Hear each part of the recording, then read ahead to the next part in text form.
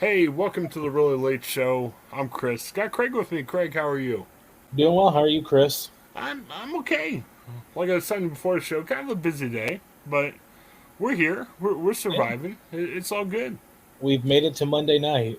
Yeah. Well, my work week starts tomorrow, so I guess Okay. I this is guess kind you of like have. my Sunday, right? You've made it to the end of the weekend, I suppose. Yeah. Yes.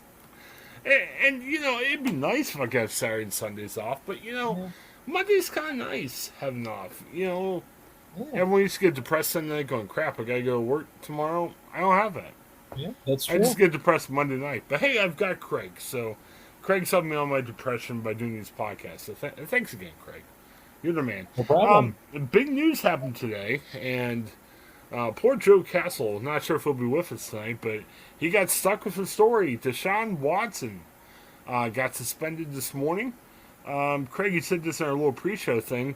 Kind of weird, a Monday morning news dump. Um, Yeah.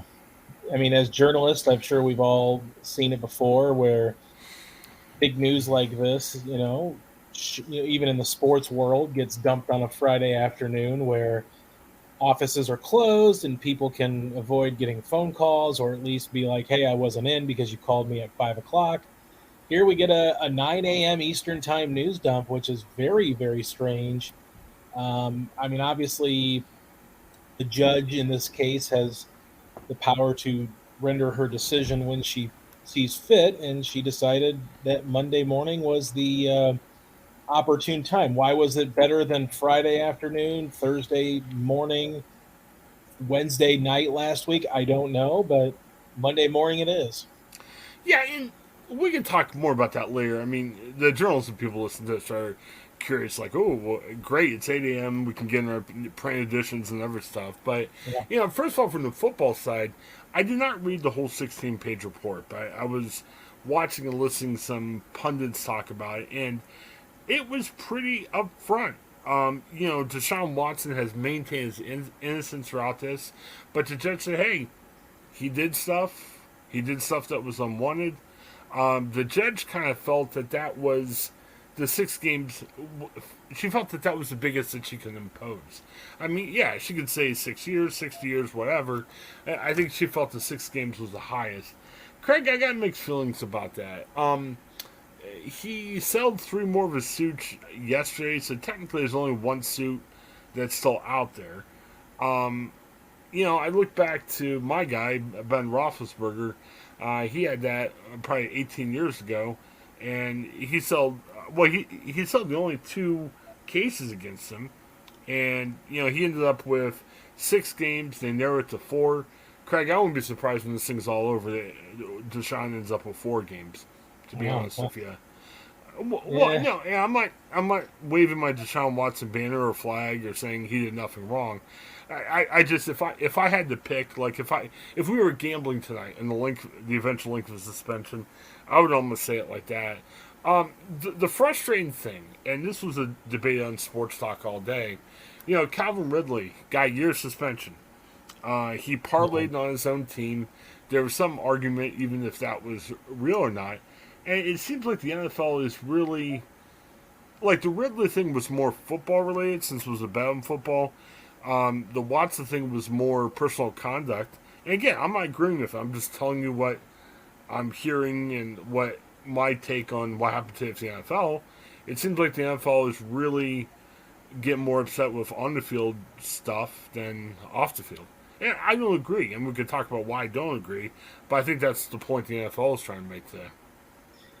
Yeah, this is a weird precedence that the NFL is setting. And you mentioned it with Ben Roethlisberger getting 6 games for 2 sexual misconduct allegations that were again settled, much like Deshaun Watson's, where they were not, you know, charged criminally. And you have all these other things. I mean, we've talked to, Josh Gordon, a former Cleveland Brown, who has missed forever. It seems like so many games for marijuana use, and I know he was a multiple time offender, so it enhanced his punishments every time out. But I just feel like you need consistency with this league, and you don't get it when it comes to player personnel conduct and suspension or no suspension. Here we get 6 games, and you're thinking it could be reduced, and I can't believe that it could even be reduced from 6 games, because this is a, if it is in fact spelled out that the judge believes that he did wrong, and you're talking about sexual misconduct allegations, how are you letting this go through when there's more than 2 dozen sexual misconduct allegations levied against him? It doesn't matter if it's a Browns quarterback or a Lions quarterback or a Bengals or a San Francisco 49ers. Something has to give, something has to be more consistent. And the idea that everything about this just, the time was taken to try to go into detail and interview people and get the sides of the story, which includes Deshaun Watson's side of the story. I certainly agree with that. But this notion that she didn't think that 6 games or more than 6 games was fair, I don't understand that. That doesn't seem, it's kind of confusing that you believe that there was wrongdoing, but yet it's almost like you're saying your hands are tied and you can't give him more than 6 games, when I think they've done the math on it. He's going to lose like 330 some odd $1,000 out of this mega contract, where every penny of his $240 million is guaranteed by the Browns. And the Browns structured the contract to where this year would only be $1 million salary, knowing that he was going to be suspended and miss games, where his contract would be, he would lose a lot more money if he was playing on a $45 million a year deal. Instead, it's not, and it just seems like you're slapping the victims in the face. It seems like you're slapping this whole system in the face when you're not really properly vetting the situation and understanding that, yeah, while every case is different, there are precedences that have been set in other cases of sexual misconduct. And if you're giving Ben Roethlisberger 6 games and then reducing it to 4 on 2 sexual misconduct allegations, what does that mean when you get 25? Is 25 and 2 equal to these people in this arbitration hearing? I mean, do they not think about these? As a judge, especially her, she's used to basing decisions off of precedents that have been set in case trial. And here it's almost like she didn't realize that there were other cases that she could have maybe looked at to determine how severe this punishment could be. Yeah, and Craig, quite simply, I agree. But if we leave it at that, our segment's done, and we're going to get over to our next one. Let me throw some Right. ideas past you. And again, I'm not defending Deshaun Watson, Ben Roethlisberger, any of these guys. You look at we talk about precedents. You look at the precedents that's being set here. Kareem Hunt, you know, he punched the dude, and then there was Yeah. that hotel incident in Cleveland where and let's say allegedly, I mean, I don't know exactly where the court case ended up. I just want to make sure we don't get sued for this. But, it was allegations of punching a man, allegations which pretty much were on video. But again, I'm Right. not interested in getting into a libel suit tonight. There was allegations of him kicking and pushing a woman. 8 games. The Ray Rice thing. I mean, he was violent. It was pretty caught on tape. Two Yeah. games. And here's the thing that bothers me. I think recently the NFL, and I think we're at a stage of our history, 2022, where this stuff is not accepted like it used to be. Think back in Hollywood. There was abuse, there was unwanted advances, and I think it was the Me Too movement that took care of that. Well, and that's not just in Hollywood, that's in our professional lives, the office, sports and everything. And I just don't like. I don't know what truly happened with Deshaun Watson, but I don't like the fact the optics of this are really bad. Yeah. Think about the NFL's doing a lot more recently to reach out to women. You think the breast cancer, and yeah, breast cancer is horrible, but let's don't kid ourselves. Part of the reason why the NFL's making a big deal about that is they're appealing to women.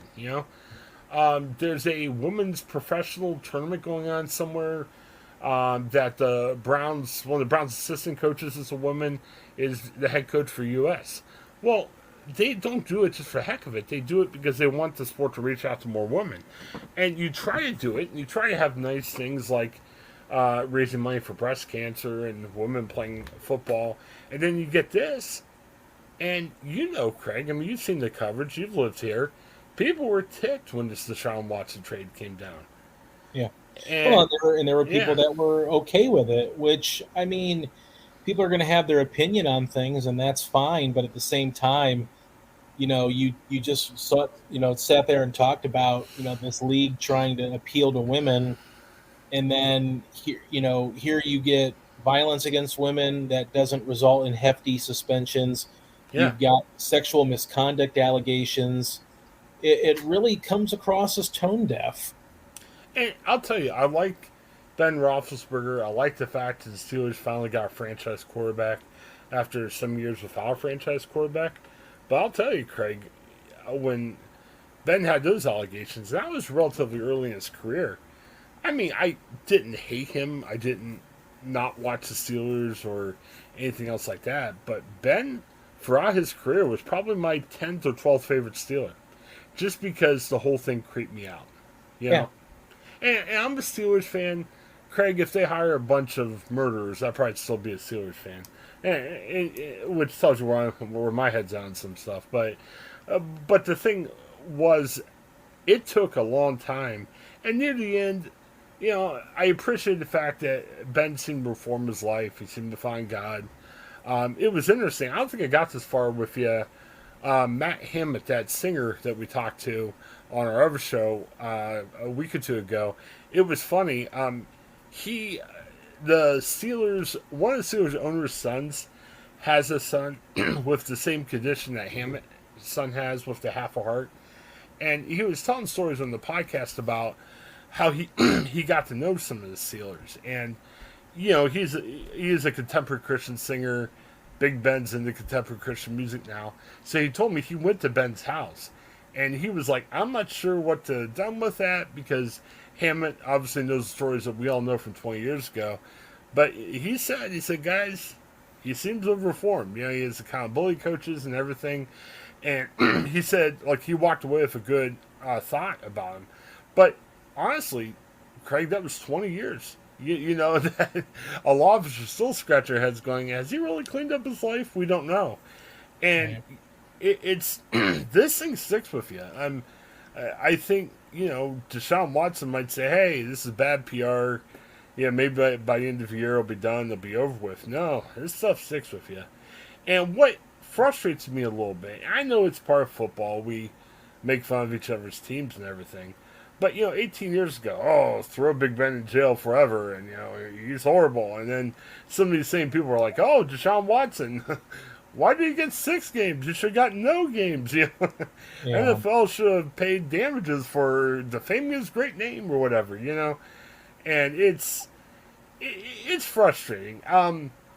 As a moral guy, it leaves a really bad taste in your mouth when it comes to football. I will say on the other end, it's going to create some intrigue with the season. What's going to happen with the Browns this year, assuming it stays at 6 games. What's their record? Just looking at it from the football sense, Deshaun Watson didn't play at all last year, and for the first half of the suspension, he can't practice with the team and everything else. Yeah. So it's going to be interesting to see what happens when he comes back.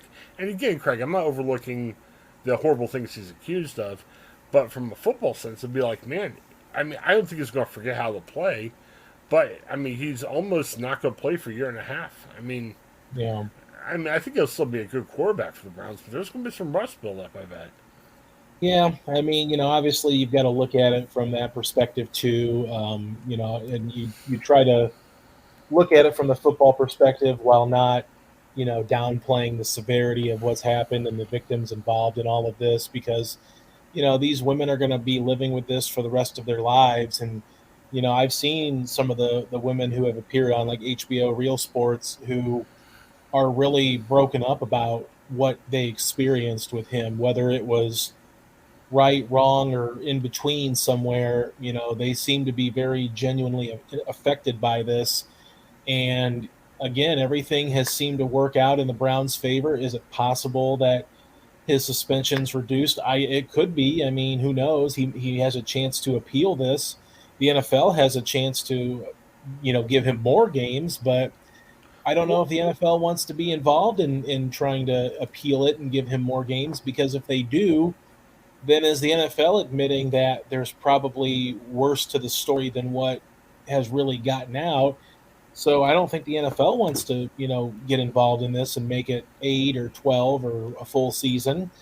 So 6 games or less seems to be the magic number here, and it just well, doesn't make sense. It's confusing that you would find wrongdoing when every case is a sexual misconduct allegation, and still feel like you can't give him more than 6 games. I just don't get that. yeah, and where that stands, the NFL Players Association actually had a statement the night before the ruling saying, hey, we're not going to pursue this any further. NFL, Okay. we encourage you not to pursue any further, because I think the NFL, the Players Association, got a feeling that it was not going to be. And Craig, you're right. If it ends up being 6, it's way too lenient. I'm not arguing the other way. But I think the NFLPA says, hey, we're not going to mess with this anymore. And the NFL, it's interesting. The NFL wants to have the, hey, we're tough on this stuff policy, but, does the NFL want to just sweep us under the rug? Who knows? It doesn't come across that anybody's tough on this, and the NFL's worn several black eyes over their handling of suspensions of other various NFL players that have gotten into trouble. And I'm not saying that he should be banished from the league. That's not my call to make, but it doesn't seem like the punishment really fits the crime, despite the fact that there were no criminal proceedings, because that hasn't stopped Deshaun Watson from settling pretty much every single case out of court, which I understand is not necessarily a sign of guilt or an admission of guilt, but it certainly isn't a good look when you're quick to settle things and try to pay people off with $230 million worth of NFL contract coming your way over the next 5 years. I would say that there's probably no amount of money that these women could get that will make anything better for them, but I hope they get the Brinks truck backed up to each and every one of them, because they deserve it. At the very least, that's something that they should be given with all of this going on. Yeah, and who knows? I mean, it's hard to say exactly what he did or didn't do. Um, but you're right. It's weird where it's everybody. Because, in essence, if you're paying off everybody, say, and there's some people out there who feel this way. I don't. But you know how sometimes you sit there and say, hey, if somebody has a lot of money, maybe they're easy marks for being sued and everything. But if Deshaun just wanted to clear his name and he didn't do anything wrong, I mean, if you pay off 24 women, what's to stop 24 more women from saying, oh, yeah, I got, you know what I mean? So, I I don't know, Craig. Obviously, we don't know for sure what happened to those rooms and everything. But yeah, it does send a bad message when he's paying off 24 women. Yeah, and I know people will probably make the argument that, well, these women were just looking for the payout, and I'm not saying that some or all of them or a few of them or whatever may or may not be, but at the end of the day, when you're not seeking out criminal charges against a person, that is the only other way that you can really make an impact on this person, is by saying, well, you caused irreparable damage to me emotionally, and maybe you've quit your job, and that's something that has to be taken into account. So I don't know that I would buy the whole they're just out to get money after a guy that was signed a $230 million guaranteed contract. It's more about that's the last resort for them. That's all they could Right. do, because criminal charges weren't coming, and it wasn't enough for the NFL to just, well, we'll suspend him for 6 games, or we'll suspend him for whatever amount of time. These women, that's the least of what they should be owed is Well, some financial compensation based on the personal issues that they're probably having to deal with forever now. well, and here's the other thing too. If you're putting your name out there, and again, who knows what anybody does this stuff for or doesn't do it for, but you're putting yourself in a lot of harm's way if you're just making up by making accusation like that. You know what I mean? It's there's a lot of arguments to make for they're not just trying to get money, but it's a tough situation. It'll be interesting to see what happens football wise, but from a off the field sense, this day just leaves a bad taste in your mouth. I still like the NFL. It's not going to scare me away from the NFL necessarily, but I agree. I think the NFL needs to get a little bit more consistent and really sit there and say, hey, here's what we're going to value. You know what I mean? Exactly. And what bugs me is, hey, it's Deshaun Watson. It might be at least the top 10 quarterbacks. You can probably make an argument for maybe being in the top 5 quarterbacks. Does it matter that he's a draw too? You know what I mean? If it was fourth string tight end of the Green Bay Packers that nobody pays attention to, is the punishment more strict? I don't know. Well, yeah, and you realize too that the Roger Goodell and the NFL leadership work at the behest of the ownership of Yeah. all 32 franchises.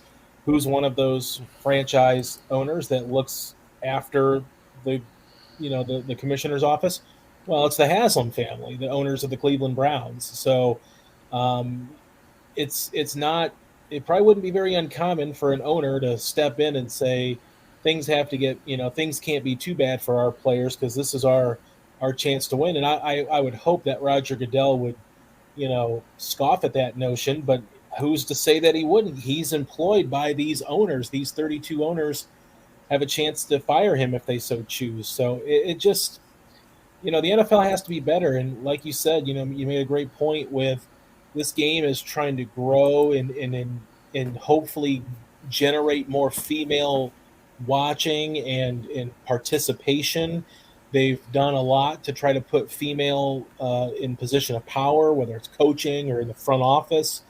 But this just seems like it tears all of that down and just really thumbs its nose at the Me Too movement and the idea that the NFL wants to include women and to recruit women to be fans and to fall in love with the NFL like so many men have. Yeah, definitely. Very interesting. Well, hey, thanks for checking us out. Lots of content on the website. Lots of content I haven't released yet. A lot of great content out there, I guess I could say. Let me mention a couple of recent shows that we had. We talked, our release is Sunday. Paul, Joe, and I had some fun talking about Mega Millions.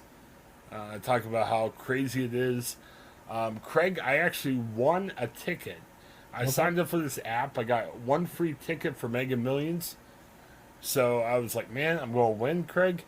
Didn't get any numbers right. So No, well, that happens. that's why we don't play Mega Millions. That's why we don't play the lottery. Yeah. Right. And, I talked to my mom about it. My mom, I was raised in a really conservative home. And mom's like, what are you doing? I'm like, Mom, one-time deal. I'm not going to do it anymore. So, also, our Steelers podcast. We're kind of going back to Ohioan. Big, long story, but we kind of, we're not working with a separate site anymore. Long story, it's okay. But we're hosting them right now in the Ohioan again. Talked about a running back signing the Steelers made. Is it going to help the Steelers or not? We kind of argued about that. And then Craig, Laura, and I talked about Seinfeld. The trip where Kramer goes to California and gets arrested for murder. We'll see what happens there. Yeah. I love how we talk about this like this is brand new. Like everyone's like, "Whoa, Kramer got arrested for murder." This week on Seinfeld. It Yeah. was 30 years ago. Yeah, I never heard about that. What the heck is going on? Yeah. All right, well, hey, for Craig and wait a minute. Also later tonight, I think we're gonna have Joe with us. We're gonna talk about what's it, Nate and Kate? Yeah, or Kate and Nate. Yeah, it depends. Yeah. Are you pro? Are you Team Kate or Team Nate? I got some thoughts about that. They're not very pro, to be honest with Okay, okay, yeah. you. And also breaking news about Dame drops. I think Craig will be Oh, happy to. geez. Craig will be happy to hear this news. I'll put it like that. Okay, all right. Well, Joe will too. I'm not. All right. And then later tonight we're going to talk about the Hall of Fame. I got ways of making the Hall of Fame better. I'm sure Craig does too. We'll talk that over. All right. For Craig, this is Chris. Have a great day, everybody.